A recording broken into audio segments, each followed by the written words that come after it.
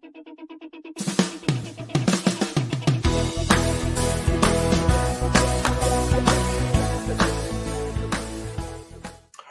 folks, welcome to WW2 TV and a second in what I'm calling a thought from Woody. So this is just me rambling, short little videos, and today's one is about basically being nice. Now, before you start accusing me of being an old hippie, well, I'm not a hippie, I'm an old punk and an old rockabilly, but I think being nice is really important, and I want to remind you how this channel is run, who runs this channel. Basically, you're looking at him. I mean, I do everything, okay? So this is about comments. I'm going to start talking about comments on my YouTube videos. So each month I get between 250,000 and 300,000 views on my channel. So that's the new content I create, and that's people going and finding the older stuff. There are a few shows that get a lot of views. Others get sort of a average number each. But I read every single comment that comes in on any one of my videos. I read every single one, and I usually like it, or if I don't like it, I address it and go from there. So this will submit some information for you. Okay, the first thing is 85% of the negative comments I get about the programming, which can be about me personally or the guest or the history or whatever, 85% of the guests, the comments are by first-time commenters. So that is people who, I don't know whether they're watching their first WW2 TV show or whether they've watched dozens of WW2 TV shows, I don't know. But the first comment they make is often the negative one. So 85% of my negative comments are by a first-time commenter.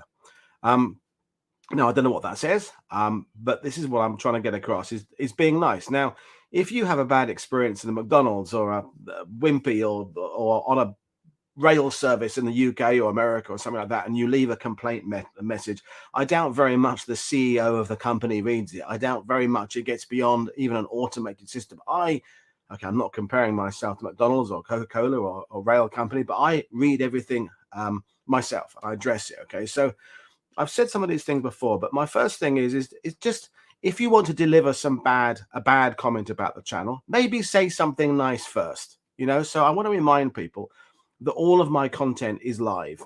Well, 99% of it. Occasionally I do a pre-record. Now, live means every now and then I get my words wrong. My guest doesn't perhaps make the point they're making quite as efficiently as they would if they had a script. The reason I do things live, there's two reasons. I'll tell you what. The first one is it's laziness, okay?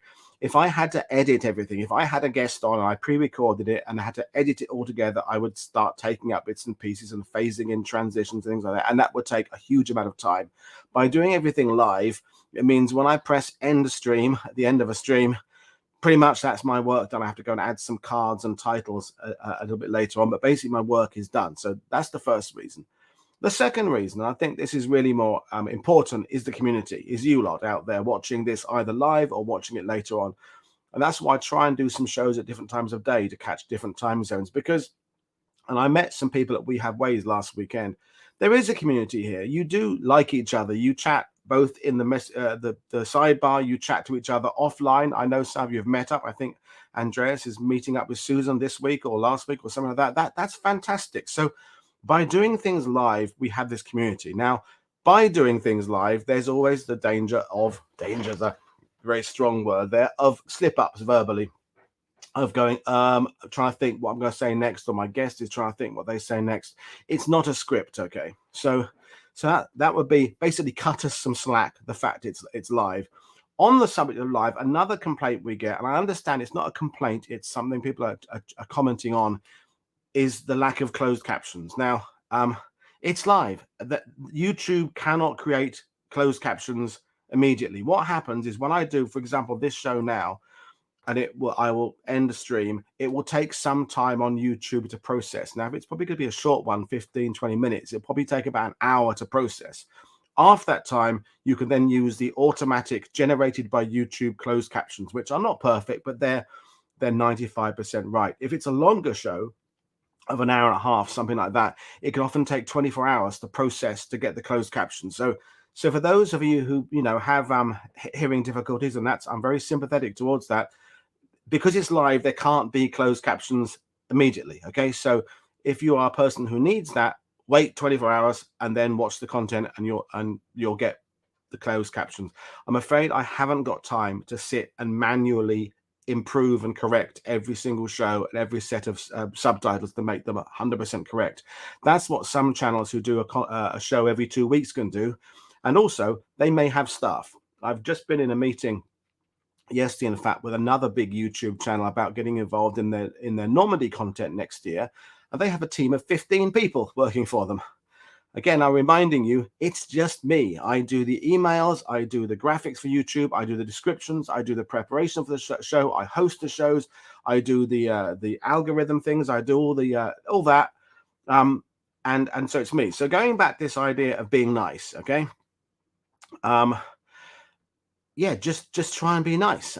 Just if you're going to say something negative, maybe put it behind the positive comment. So I had one yesterday on the show about the Coleman Goring division, where someone said that there were the white collar parts that Lawrence mentioned. He got that information wrong. Now, actually, Lawrence then added a comment and said and gave the sources saying he was in fact actually correct.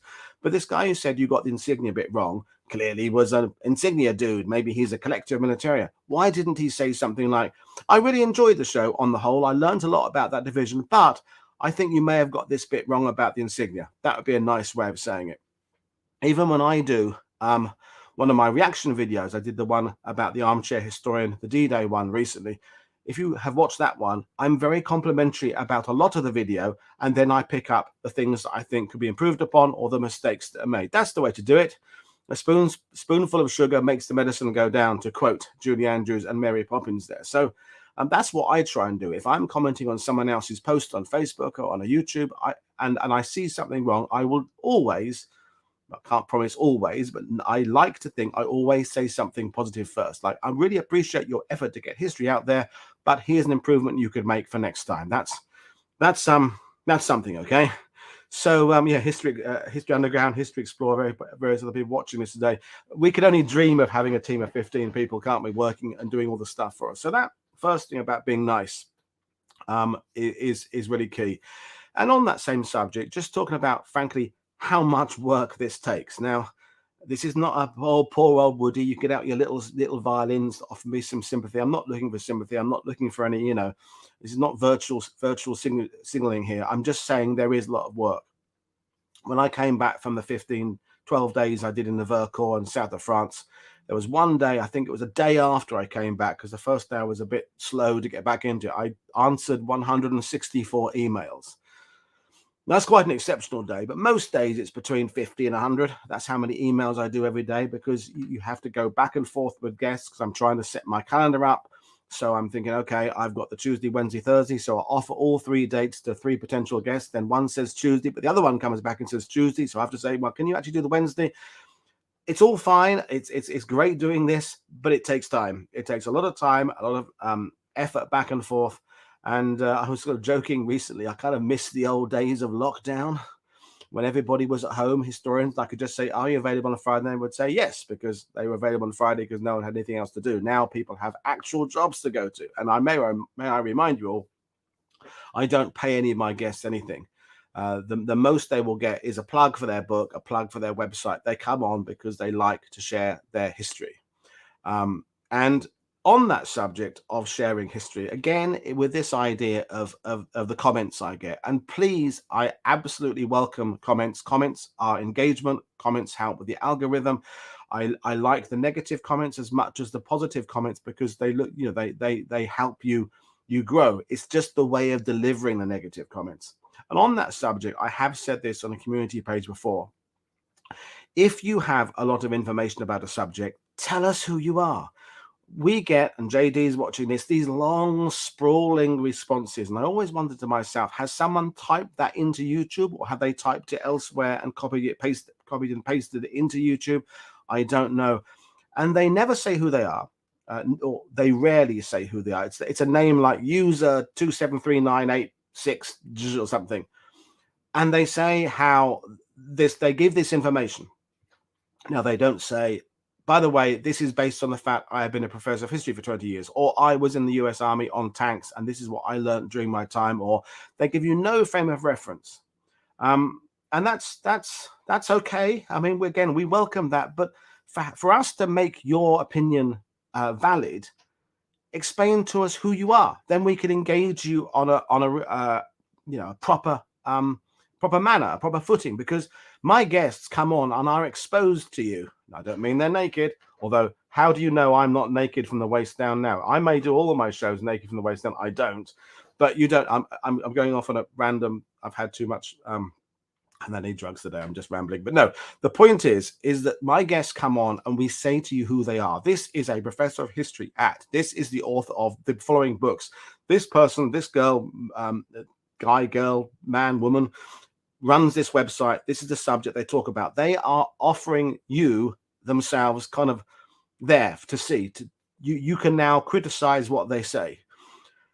If someone comments on what they say, isn't it fair to kind of just say, I believe this? I had a comment about David Stahl's show with me, which is quite an older one now, about a year and a half, about Moscow. And the guy said, I think he's wrong on this, and that's fine. The guy's a model maker. Well, that's fine. I checked his YouTube channel. That's fine. But David Stahl, I kind of said in the reply, it's a bold move countering David Stahl. David Stahl is an incredibly well-renowned historian about the Eastern Front. He's Australian, but he teaches in New Zealand, or the other way around. And this is a guy who spent numerous hours, trips, weeks in archives in Germany and so forth around the world. And then someone kind of says he's wrong. And again, I welcome this engagement. It's fantastic, but just explain who you are, and sometimes also consider who you're directing this comment to. The people I have on my guests on my channel, they're not nobodies. In most cases, they are arguably the most renowned expert in that subject kind of on the globe, on the planet. John McManus is probably the world's authority on the US Army in the Pacific. Dilip Sarkar is one of the renowned experts on the RAF in World War II. I don't bring you nobodies. These people have spent a lifetime studying these subjects, and sure, we disagree about opinions. Okay, that's absolutely okay. You may think Montgomery is a great general. I may think he's not a great general, or the other way around. Patton. People may have offer alternative suggestions as to how battles could have been fought, how units could have been deployed. And opinions about aircraft and things like that are, of course, entirely subjective. You may like the Mosquito, I may like the B-17, you may like the M4 Sherman, I may like the Churchill, and the Churchill is the best tank of World War II, by the way. Again, subjective, just saying that. So, it's going back to this idea of just be nice, okay? So it is me. I read all the comments and I try not to take them personally. People insult my hat. They insult my pronunciation, my accent. I've been told I'm a git this week. I've been told I'm a wanker this week. I've had messages saying, that they hope I die. I had that once. That's really nice, isn't it? So I try to take them personally, and YouTube creators have to be thick-skinned. And say those who are watching this who are also content creators like JD and others, you have to kind of laugh at some of the stuff. But at the same time, remember that it's a human being you're talking to. And remember that when a guest comes on and offers their time to me free, to you free, cut them some slack, just be respectful, be nice. For example, we get a lot of comments about pronunciation of town names and city names. Now, where I can pretty much guarantee wherever you're from in the world, there'll be places that that the people who live in that place pronounce the name of it differently. Okay, so Raboul came up recently, in the Pacific. Raboul, Rabual. There is no absolute definitive pronunciation of these places. You can go across Newcastle, the town, and even Newcastle. Is it Newcastle or Newcastle? There's different ways of saying it. I'm talking about the English one, northeast of England. The way words are said can change from street to street, let alone from city to city, country to country. So, I don't pronounce German names very well. I don't pronounce Polish names very well. Does it really matter? Yes, the perfectionist in me should say it should matter how pronunciation is. But again, we're putting this content on YouTube for you free. The guests aren't charging me for their time. We're sharing the information in their heads. Does it really matter if they say a place name a little bit differently to how you pronounce them? It's It's just, again, it's in some ways it's subjective, but so that's another thing. So yeah, keyboard warriors is really the thing that we're talking about. Now, again, I want to make it absolutely clear.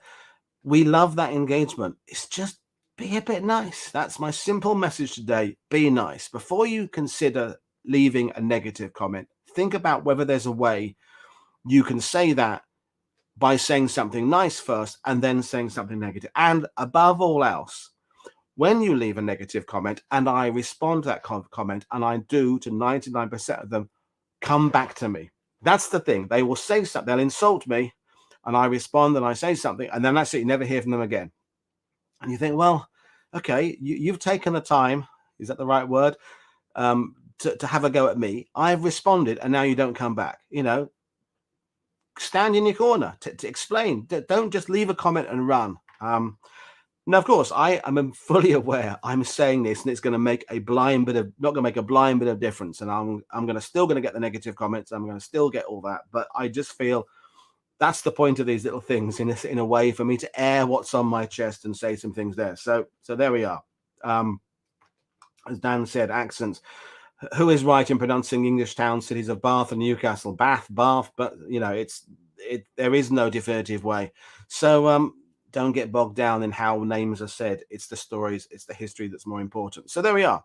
Yeah, and just failing said Gala. We just came up there. It is Gala, Jailer, Gala, Gila. You know, does it really matter?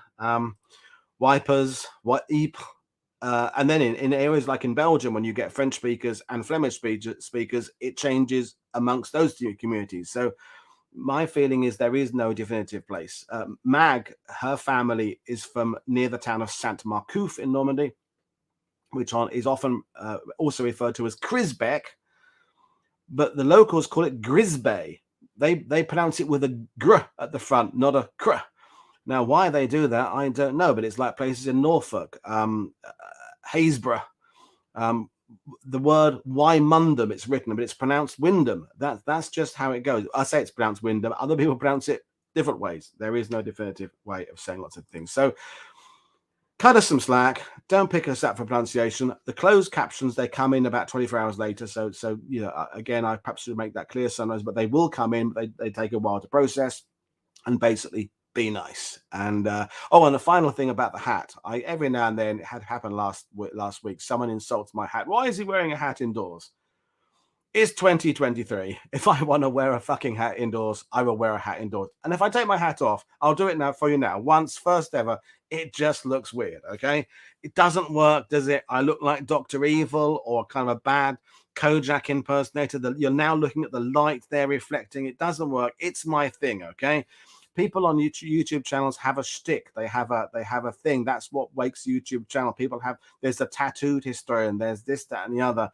You know, if we can call each other by different pronouns, which I'm fully behind that, by the way, if you don't like that, whatever, I can wear a hat indoors, okay? And technically, I'm not indoors. I'm in a landing craft. Can you not see the fact I'm in a landing craft? I'm not really in a landing craft, folks. It's an image behind me. But, you know, get a grip. If the only thing you can find about this channel that you don't like is my hat, well, frankly, I can live with that.